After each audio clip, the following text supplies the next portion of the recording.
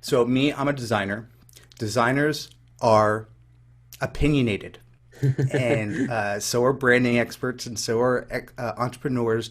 We all have opinions, and that's why we do testing. Because testing takes out all the subjectivity of what we're going to run. You may have a pretty landing page or a pretty website that you want to run. Okay, let's try it. Let's see what is going to work or not. Because once you take the opinion out of it, you can start to make real decisions. Because what I see as going to work for a certain site, it may be different from what the customer actually sees. So you have to start to really think differently and think from the customer's perspective, and then really put it into some type of scorecard or framework.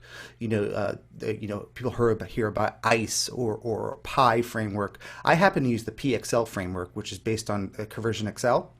Hmm. And we take the PXL framework and we customize it specifically for a particular client site.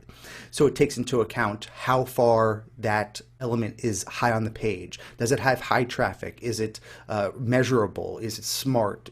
Do we have a clear understanding of the overall objective? So it takes into more into account than just impact uh, and those other factors.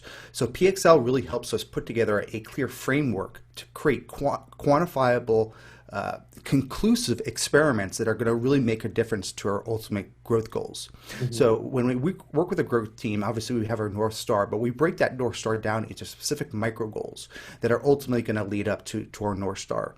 And each of our channels inside our PXL scorecard are going to focus on driving micro goals ultimately to scale up those overall macro goals.